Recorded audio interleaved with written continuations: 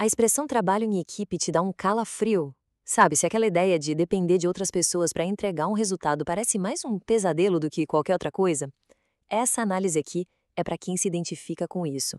A gente vai desvendar um guia prático para transformar essa aversão numa das maiores habilidades profissionais que existem. Para a gente mergulhar de cabeça nisso, vamos começar com a história do Lucas. Para ele, essa frase que está na tela era a mais pura verdade. O Lucas era um cara brilhante, mas era só ouvir falar em projeto em grupo que a ansiedade batia. Ele ficava frustrado por depender do ritmo dos outros, e a solução dele era sempre a mesma: pegar tudo para si, fazer sozinho, se isolar. É o que a gente pode chamar de dilema do lobo solitário. Por fora, o Lucas parecia super autossuficiente, mas por dentro ele vivia um conflito enorme. Vamos entender um pouquinho melhor o perfil dele. E aqui está o pulo do gato. O comportamento do Lucas não era arrogância, como muita gente podia achar. Na verdade, era uma estratégia de defesa, sabe? Movida por medos bem profundos. Por trás daquela fachada de eu dou conta de tudo, existia o medo de ter as ideias rejeitadas e, principalmente, um pavor de perder o controle do resultado final. E o mais importante de tudo é que essa aversão não é uma falha de caráter ou algo que não dá para mudar na personalidade. Muito pelo contrário, é uma barreira psicológica bem comum e que, felizmente, dá para superar. É essa barreira que acaba limitando a gente de criar conexões, de aprender com os outros e, no fim, acaba sabotando o nosso próprio crescimento. Tá, mas como superar essa barreira? Bom, o primeiro passo não é sair fazendo as coisas, é entender. A gente precisa ir fundo e entender qual é a raiz desse medo. Afinal, antes de tentar mudar qualquer coisa, é fundamental saber o que, de fato, está causando todo esse incômodo.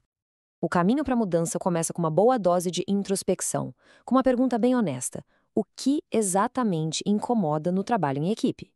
É o medo de brigar? É a insegurança? Antes de mais nada, a gente precisa dar um nome para esse medo.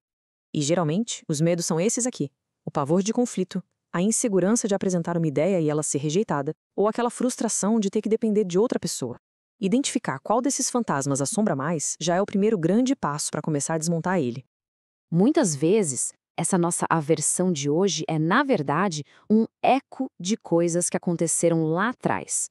Por isso, é super importante olhar para o passado. O que deu errado naquelas equipes que não funcionaram? A comunicação era ruim? Alguém foi ignorado? Rolou alguma crítica injusta? Refletir sobre o que deu errado ajuda a gente a separar o que foi uma situação específica do que pode ser o futuro, sabe?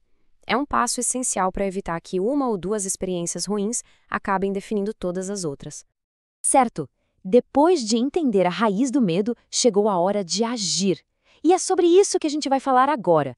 Pequenos passos que geram uma mudança enorme. Porque a transformação de verdade não acontece na teoria, mas sim em atitudes pequenas, concretas e cheias de intenção. Esse slide aqui mostra bem o antes e depois de uma mentalidade. Olha só a diferença. De um lado, o eu mesmo faço, que nasce daquele medo de perder o controle. Do outro, o vamos nos alinhar sobre isso, que nasce da confiança. É a mudança-chave de deixar de ver os outros como obstáculos e passar a enxergar como parceiros.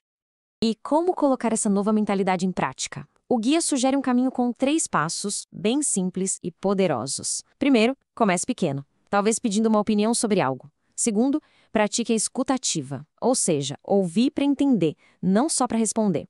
E terceiro, comunique as expectativas de forma bem clara para todo mundo ficar na mesma página. Olha só como uma simples mudança na linguagem pode quebrar barreiras. Trocar um "deixa que eu faço", que soa quase como um muro, por um "que tal a gente colaborar nisso?" Substitui a imposição pelo convite. Isso abre um espaço enorme para que as ideias se somem em vez de ficarem competindo. Mas as ações só se firmam se a mentalidade mudar junto. A próxima etapa é um trabalho mais interno, cultivar a empatia e a confiança. Porque a colaboração de verdade não é só sobre o que a gente faz, mas sobre como a gente enxerga as outras pessoas. A empatia e a confiança são como os tijolos que constroem a ponte para a sinergia. Empatia para entender o que motiva o outro.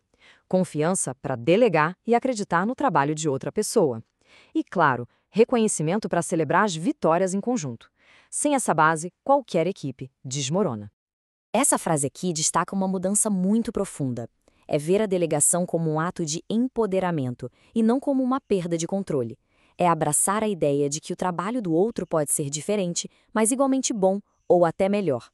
E como tudo isso fica na prática? Vamos voltar para a história do Lucas e ver como a aplicação desses princípios levou ele da solidão para a sinergia. A jornada dele é a prova de que essa transformação é totalmente real e possível.